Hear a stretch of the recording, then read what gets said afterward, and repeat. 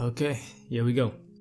I don't really care what anyone says, but Kratos is one of the most iconic characters in video game culture for me. I mean, sure, it takes a lot to reach the level of an Italian plumber, a blue hedgehog, and a triangular titted explorer, but to be fair, those three got history backing them up.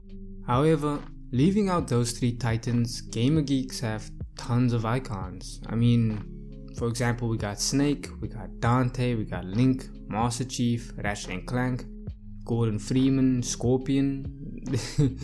We even got Leisure Suit Larry and a load more. And it's not a stretch to say that Kratos stands amongst them as one of the GOATs. So what's the point of this video? Well, I just want to talk about how God of War can actually be the first video game franchise to properly pass the main character torch to a new character and have fans be in total love with it. Now, for those of you who don't know, I don't know why you're watching this video if you don't know, but anyway, Kratos has been Mr. God of War since 2005 and has headlined all of the God of War video games without there once being a hint of him being replaced until this new era. So that's 7 games of running and killing with this bald bastard. As such, fans have grown attached to him. Oh my God.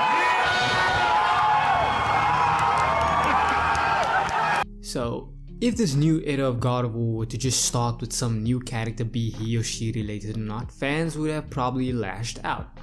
Hell, you can look at the DMC reboot as a perfect example of what happens when you mess with main characters. Yeah. No, Dante, you cannot cut yourself today. It's Sunday. We need to take you to rehab. Ma's coming over. You don't know what it's like to walk into class almost every day and be called Edward Scissorhands. You don't. Oh! It's just a risky move when it comes to iconic characters.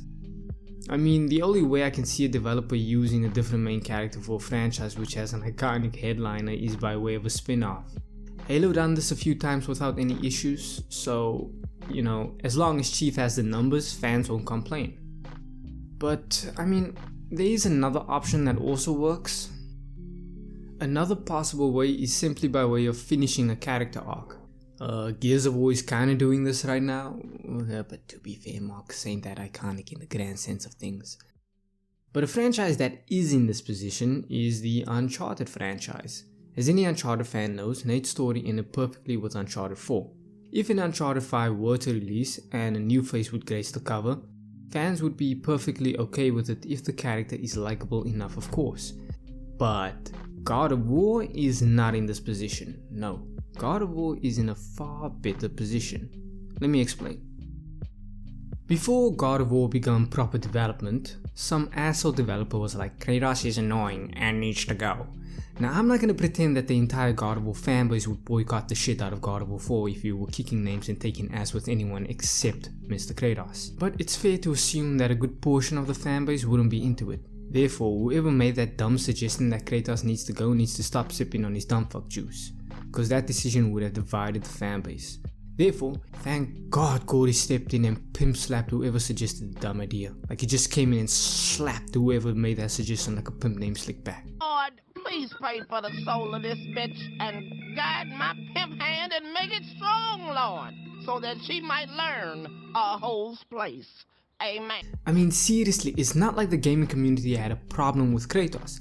If you look at the reception received by God of War Ascension, you'd notice that Kratos wasn't the issue, but rather the old dog formula. As I said, thank God for Corey, because he decided to stick with Kratos and instead change the elements surrounding him, such as gameplay, the vibe, and bringing us to an entire new pantheon. More importantly, he built a narrative around Kratos that had the God Killer try and walk away from his dark past in hand with a bright new future. And that future, ladies and gentlemen, is a little ginger named Atreus.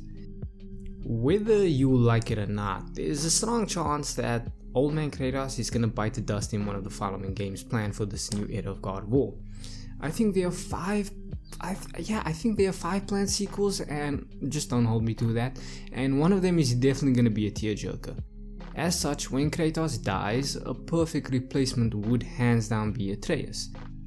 Now, I don't tend to like kids in video games. Most of the time they are just nothing more than nuisance with god awful voice acting. Excluding Ellie from The Last of Us, Atreus is one of the best kid characters in gaming. My dude is an animal loving and short tempered ginger who's just trying to impress his dad, whose ass is as hard as adamantium. What are we hunting? You are hunting deer. Which way? In the direction of deer. Asshole. Point is, Atreus is a cool character and has tons of potential. So here's how I want the transition to proceed. God of War 5 releases and we play as Kratos for the majority of the game. So for the majority of the game we're controlling the albino ass kicker. However, they should give us a little section where we actually play with Atreus. You know, think of that chapter from The Last of Us where Joel's injured and you're playing with Ellie. Yeah, something like that. This will establish a relationship between the player and Atreus that goes beyond a simple one-button game mechanic and narrative moments. So, God of War 5 concludes and Kratos is still alive. All is good. God of War 6 eventually rolls out and is the game that officially kills off Kratos. Now, I wouldn't want them to kill him off like at the end of the game, but rather near the end of the game. Let's say at the 80% mark we hopefully have a well-written death scene that doesn't paint Atreus as the bad guy in any way. Like, holy shit, that would actually be so bad. Like, seriously, if they have Atreus kill Kratos in any way that paints either one of them as an asshole, I'm... Just throw me with a brick, Jesus. Oh! Shoot! Oh! Oh! Oh! If for story purposes they need Atreus to kill his pops, then I hope it's a situation where both main characters agree to it. Yeah, but anyway... At the 80% mark of God of War 6, Kratos dies, we cry, and for the remaining 20% we play as Atreus, and the game ends in whatever way it needs to. Years later we have Corey walk out on the stage of E3 whatever the fuck like Keanu Reeves. Yeah, Corey walks out looking jacked as fuck for no reason whatsoever and goes, "Then check this out." And the crowd is like, What the fuck is going on here? and boom, we have a cutscene and gameplay demonstration of Atreus decimating monsters and pitting animals. And bam, Boy of War flashes on the screen and every fan loses their goddamn mind. Atreus would officially, or at least according to my knowledge, be the first character to replace an iconic character of an iconic franchise and have fans be proud of the little dude they practically raised. God of War 7. You got a major opportunity. So yeah, if you watch this poorly made garbage, I'd just like to give you a thumbs up, because God knows you need it. But anyway, thanks for watching and good luck to you.